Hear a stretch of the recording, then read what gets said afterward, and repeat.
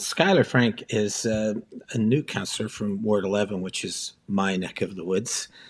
She's got a rich background in a number of different things, but especially in the environment, which I find really interesting. Different politicians have different agendas, right? So you can meet with them all and they all agree with you, but then they put it up against their own agendas and it's something totally different. Have you found that, or have you been able to get around that? Yeah, I mean, definitely slower than I'm used to. Having worked in the nonprofit sector, you have very limited resources and you just make it work and you try to figure something out. And maybe it doesn't always go perfectly, but you're always trying something new. I find, of course, working in a very large corporation through policy to be slower. But in a way, it's almost more thoughtful. You have a lot more time to talk to other stakeholders and to try and make sure your policy that you're presenting is going to pass, and so you spend a lot more time making it really good. Um, so I do enjoy that aspect, but it is much slower. I think anyone would agree with us. And then yeah, I mean, I find it interesting. Again, I think everyone has their own perspective, and everyone has their own goals. And it's where you can find alignment that I've been finding success. So, specifically, I sit on planning, and one of the more recent motions was about green development standards, trying to make sure that the buildings we build now Yeah. are going to be energy efficient and more sustainable, and trying to figure out what aspects of those have meaning for developers and for other members of council. And so, I mean, some people call it compromise. So you're trying to find, something that makes everybody happy. At the same time, I think you're trying to find a way for everyone to buy into the policy. So I do find that a bit difficult because, of course, if I wrote it, it would be very different than if it was just Skylar Frank's ideal scenario versus, let's work together and try to find something that everyone can at least move forward on. I do find that hard, but I think at this point, it's part of the process, I think. But I think also on the local area, I think you probably have you see through things through a very clear lens when it comes to climate change. How do you feel about the speed of it and how it's going for how we're handling it in London? Mean, I don't think Lennon is going fast enough, and I say it all the time. I don't think we're not meeting our targets. We've made our own targets, or we're not meeting them. So that is incredibly frustrating, and I think to me that's why I'm really passionate both about mitigation, so trying to reduce emissions, and then adaptation, because I think we can mitigate the best we can, and that's of course trying to reduce emissions from cars and houses and buildings. In absence of doing that to the full extent that we need to do to actually stop warming, how are we going to survive in a society that has extreme heat, extreme cold, flooding, drought? And that is where I think actually I come to be much more passionate about food security, because I do worry about, eventually we're going to run out of fossil fuels and our entire food system is mostly based on import and export. Yeah. So what are people going to eat? And that's why I think food security is incredibly important at every municipal level, and people should be able to provide food for themselves and for their families within their city limits as much as they can. But yeah, the pace is not going fast enough. I think everyone would agree with that. So let's talk about two different venues. I was in one recently with a number of citizens who were coming together who were trying to give input into the budget on environmental concerns. And they had put out a whole list of things that they were concerned about or things that they felt get dealt with. One of those things was the Climate Emergency Action Plan in the city. And I went through the different rounds of it, and I always put that as number one. And I gave it the highest recommendation that I could. But when it all came together at the end of all of that time, and they added them all up and put them by priority by everybody that was there, it never made the list. And I found that so interesting because they were into things like community gardens, for instance, or things like transit and those kind of things. But that one, for some reason, did not register with those people who are very concerned and very dedicated about the environment. Why do you think that is? Do you think that's because that's kind of nebulous out there, or do they not see it as effective or deep enough? What do you think?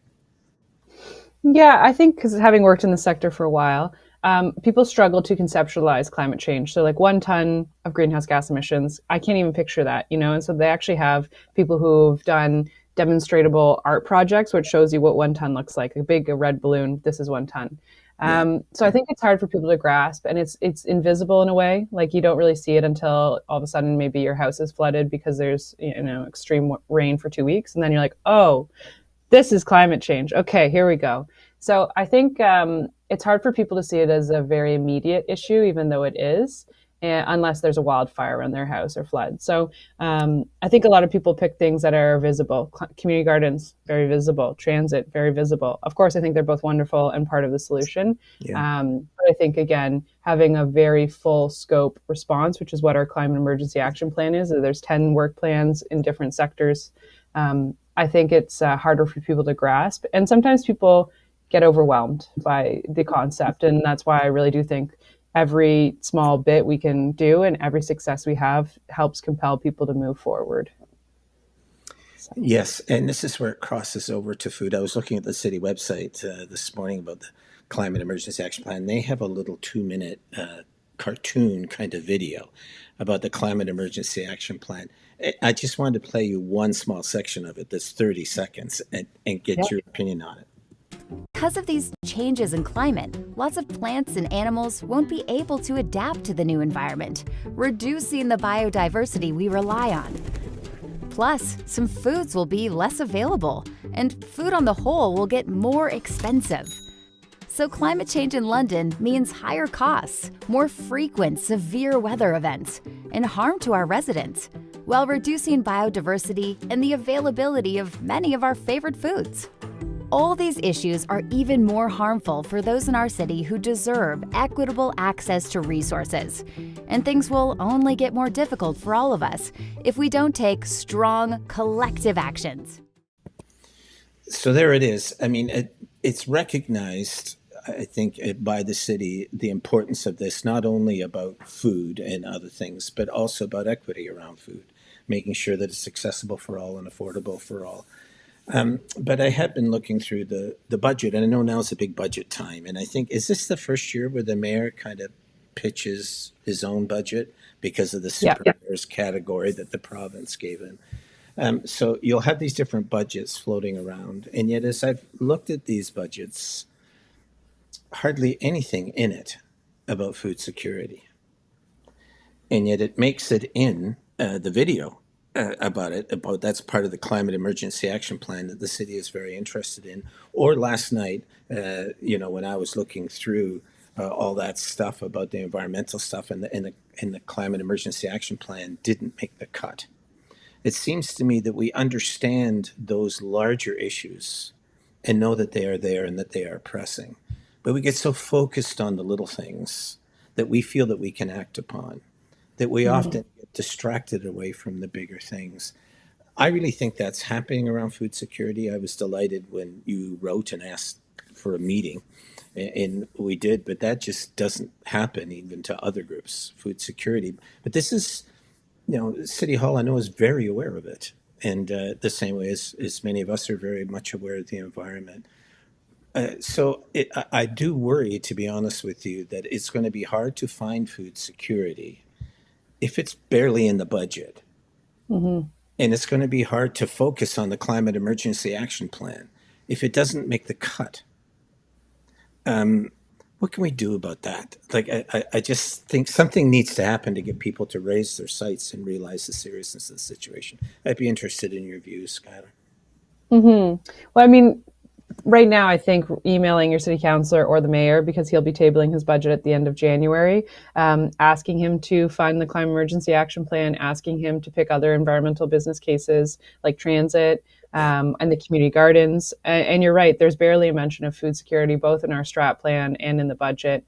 And what we fund in the budget is where our priorities are. We have a very large strat plan, and we talked about it during the process. We're not going to be able to do everything in it because we kind of made the scope too broad. And what we actually pick in the budget will be really what we care about. So I think right now, putting political and public pressure on politicians saying, hey, you said, you declared a climate emergency in 2019, you made a plan in 2021, are you going to pay for it? Because you literally have added one new climate change staff in 5 years, and that's not an emergency response at all. Yeah. And then to food security, I think you're right. We don't have a strategy. We don't have a plan. And I was chatting with some people from the Middlesex Sun Food Policy Council, and even one of the recommendations was to have an emergency food plan. So again, if we're in the same boat as COVID, how does everyone get their food? And what if that is more than 3 or 4 days? What if that is weeks? Yeah. How are we feeding Londoners? So I think that highlights a gap that the city needs to respond to, which is to develop strategies to deal with food security issues. Yes. I mean, I fear that these issues are big, but people just can't see the forest for the trees, if you know what I mean. I mean, there's just so many things going on around us, and we all try to take things at the level that we're at and try to make a difference as citizens and do what we can. But if it doesn't make it into these larger policy areas or economic budget issues, it's just not going to make the grade. I worry about that we won't be well enough prepared as communities. And I know that for you, you have been worried about, like, we're surrounded by such great farmland, and we know that. And the Mm-hmm. food bank works a lot with the farmers, and also as part of the Feed Ontario, which is all the food banks of Ontario. We have these ongoing negotiations with farmers who've been so generous to us. But one of the things that they keep bringing up, Skylar, is this losing of productive farmland around the larger communities, especially as urban sprawl continues to go out. This is even though we've heard about this for 2 decades, and I know that you're very serious about that, and you want that looked at and dealt with. So I just want to give you a bit of a soapbox here. It just tell us why that motivates you so much. My pleasure. Yeah, this is one of my favorite topics. We've actually debated it, even though it's never been on the agenda at council multiple times because it comes up. I sit on planning, and right now we have staff doing a land needs assessment, which is looking at, how much land do we have in the City of London in our urban growth boundary? How much of it is kind of pre-allocated for residential development? How much of it needs to stay as ecological, secure areas? So we've got that, and they're looking at it to see if we need to expand. And I'm worried, and we'll see, it depends what we get back in March, but I'm worried there's going to be a really strong push from the development community and from specific councillors to expand our growth boundaries to allow for more residential development on prime agricultural land. And as we know, southwestern Ontario is essentially the breadbasket of Ontario. It's where we get most of our local food from. And anytime we have a new residential subdivision or development that takes over, you don't get that farmland back. You can't knock down all the houses and then put on, a field of wheat or something later on. So it's really incredibly important that we build inwards and upwards, that we follow the London Plan, and that we protect all of this agriculture around us. And that's also actually the cheapest way that we can build. So right now, London is pretty sprawled. And of course, with low density, it means people's property taxes are higher because there's less people paying for the services. So when people complain about property taxes, I hope that they also support denser neighborhoods with infill and medium and high density buildings, because that's one of the cheapest ways we can reduce their tax levy. So there's lots of benefits to not sprawl, and I think we need to keep our eye on it this year as we start to get some of those reports back from staff. Yeah, and one of the things that concerns me is a number of years ago, I worked with Western Fair to do a white paper on the farmers around this area and how they feel about food. This also made it into the food assessment that was done a short while later. And even before this sprawl that we're worried about gets even worse, the farmers in the area are having great difficulty at getting their food into London. Mm-hmm. So it doesn't have difficulty going up the 401 to the terminal in Mississauga and go out to the world. I think that's interesting. But I think that farmers are watching their own future be threatened by sprawl, which is legitimate. But they're also economically having trouble surviving on the smaller farms or medium-sized farms because they can't get the markets in where the people are at. It's just very difficult. And it seems to me that's why policies are so important. Policies are supposed to be able to see down into the future and see what is coming and prepare our legislation and other things to kind of match that and meet those challenges. But it seems to me that if what we do is we we tackle the sprawl issue, but don't tackle the market issue for our farmers to be able to send their stuff, it won't really matter. In the sense, they'll go under anyway, not Hmm. because their food isn't good or they don't work hard enough, but because the venues for them to sell their stuff is not. As much as we want local food, they want to give food locally. Hmm. I have great difficulty doing it. Do you have any thoughts on that? Yeah, I mean, it's never made sense to me why I go to the grocery store and the food is from this area, but it went to Toronto, went to a food terminal, and then was trucked back here. I've never really understood it. I understand there's like supply chain programs and cost like for volume, but it doesn't actually make that much logical sense. So I would say I definitely would like to see farmers being able to bring their food to market wherever is closest to them. And I think that, yeah, I agree. I completely agree. We need to have some way to address what my understanding is there's a lot of younger generations that are not taking over the farming Yeah. business, and so we're actually seeing more consolidation, more large corporation kind of farming practices, and just less people getting engaged in that as their career. So I think that requires a lot of policies. We talk all the time about how we need to get more people into trades, we need to get more people into nursing, and so there's programs the government does to incentivize that work. So I would love to see programs where the government, maybe helps pay for training for farming or pays for land, something that makes it more financially viable for people to take as a career option. Yeah. I know, I think, is it staff at the city that are preparing the lands need assessment? Is that correct? And Yeah, that comes in, is it next month or the month? March, is it? March. Right. Does that deal with some of this? No, that's really specifically just looking at how much land do we have available in London for development. Really, Right. that's the whole scope. So the idea of rural lands maybe being available for development, but they're not zoned that way yet, that doesn't fit into that. Not necessarily unless they're within London's boundaries. We don't look at anything outside. But the thing is with London, we've got boundaries that go all the way south almost to St. Thomas, but we have an urban growth boundary that kind of cuts us off just near the highway. I see. So the idea is if we expanded, we'd likely go down towards St. Thomas. Yeah, understood. I know one of the things that you've been trying to do about addressing food security is I know you're a big believer in community gardens.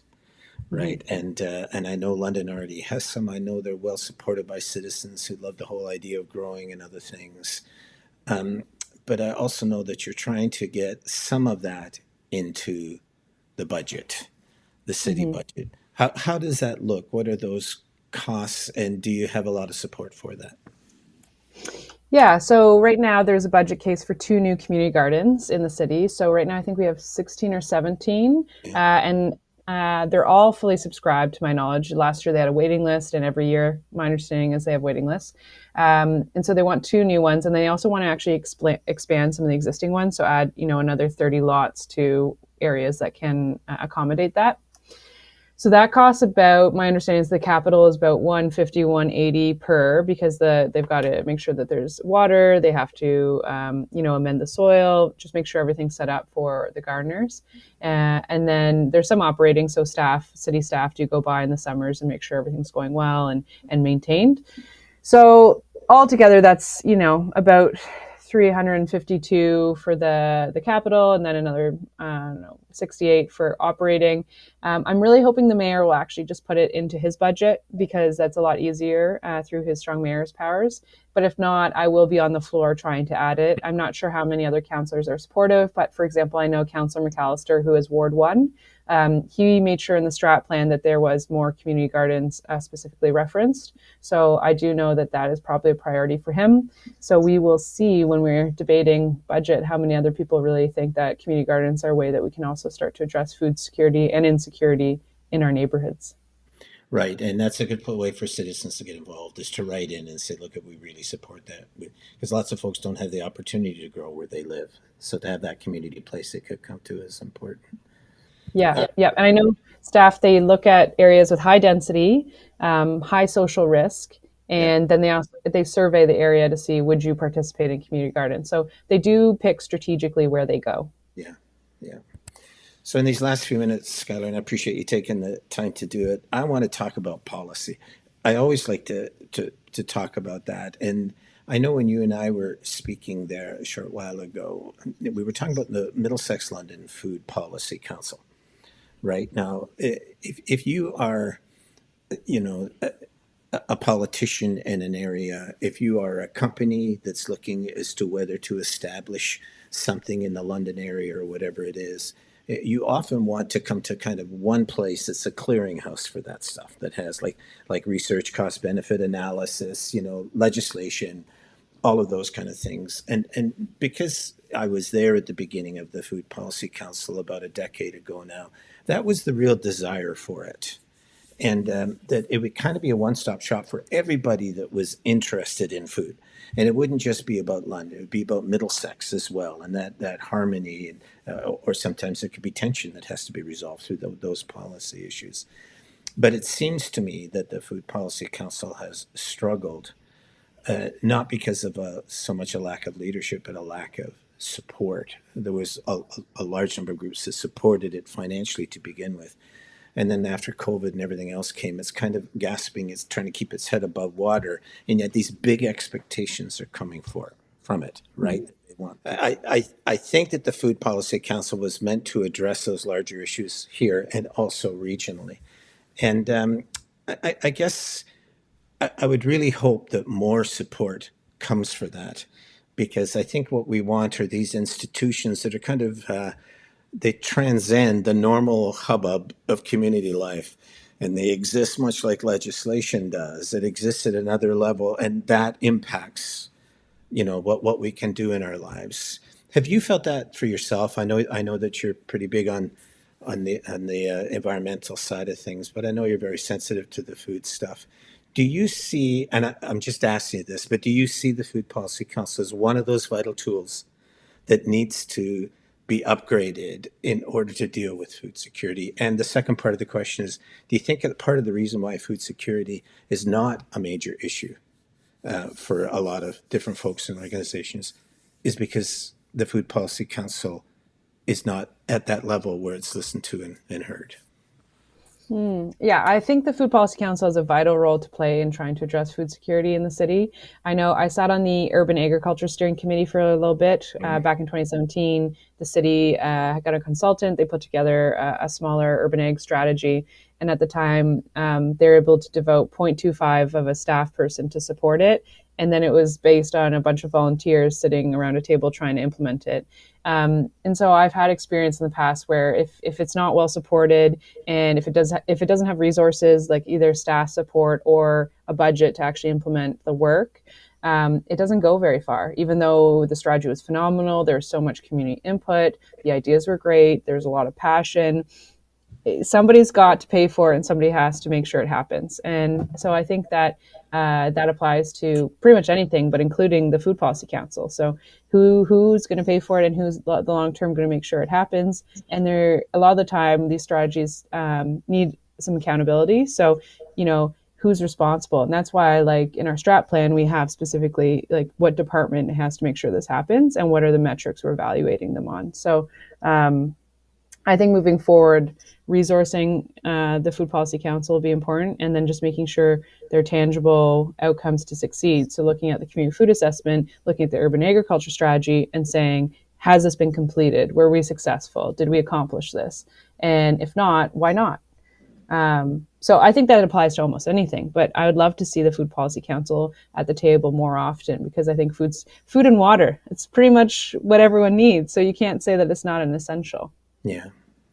At our board meeting in February, one of the things that's coming up is a vote to more heavily financially support the Food Policy Council. We do now. Right now, we're the financial managers of it to try to keep it going. But we have been trying to drum up support for it from some of the old partners, and it's having trouble gaining that kind of traction. So the food bank's going to invest more heavily in that, because it also affects how we operate as a food bank. The quality of food, where it comes from, all of those things are very important. However, I do think it's a bit of a dangerous thing when you have one group primarily that's the main funder of it. It needs to be diversified and accepted throughout the community as a really important tool for all of us. So it is my hope that I think with the city doing the food assessment and the food bank upping its commitment to the Food Policy Council. That's all wonderful, but it's going to need more, and we need to get others, even in the industry, the grocery industry and others. They all need to become part of that and to pursue it. And I think if that could happen, then it's my sense that both food policy and environmental issues around food would carry a much higher stature than they do now. I would love to see kind of like the health and homelessness summits, where there are 3 summits, people from across sectors. There are 70 different organizations, 200 different people, all in a room talking about the same problem, and then all agreeing and committing to work together collaboratively on the solution. And it takes time, and that's really hard work. But I think that, to me, is where I'd love to see some of the work for the Meal 6 on Food Policy Council heading. Because I think that when everyone's aware of it and everyone commits to working on the solution, that's where we see a lot of magic happen. Yeah. But Skylar, that worked because the city took the lead, right? And also I think having a $25 million anonymous donor helped to kind of put fuel into that, so on and so forth. But these are the areas where I really feel personally, and I'm not trying to criticize anything or whatever, but I just feel that there's, we're out there, we're doing all that we can as citizens on the environmental thing or on the food thing and many other things as well, democratic renewal, all of those things. And yet we're trying to get the city to listen, or we try to get the province to listen, or we try to get the federal government to listen.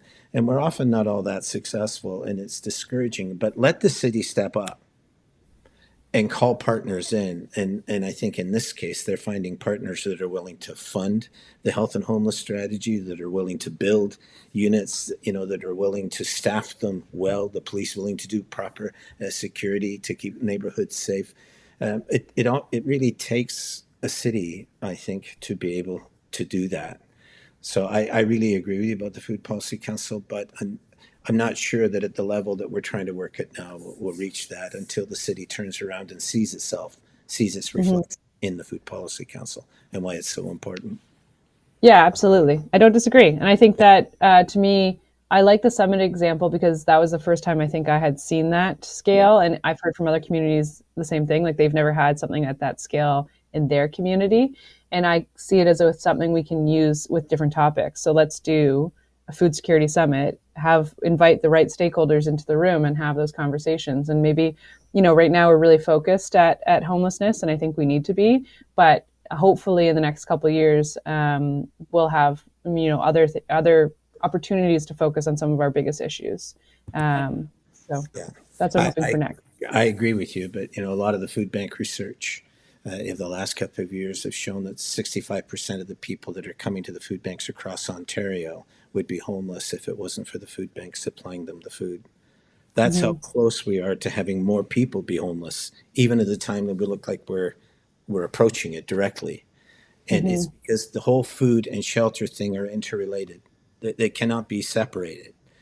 And so I hope that the food side of it gets more attention as well, because I think the homeless thing will suffer without that. I think that's important. Skylar, thank you for doing this. I really appreciate it. And I know we got budget time coming up, and you've got your stuff that you're all doing, but maybe in a few months before the summer, we can talk again, because I'd like to see what you think the progress is and how it's going, and we can keep sharing notes. But I want to thank you personally for, approaching the food bank in the way that you did, and to try to, get your own input in about food security, but also hear others' assessment as well. I think that's the best of politics and the best of citizenry. I think that's really great. Thanks for this talk, Scott. I really appreciate it. Thank you. Yeah, my pleasure. Good.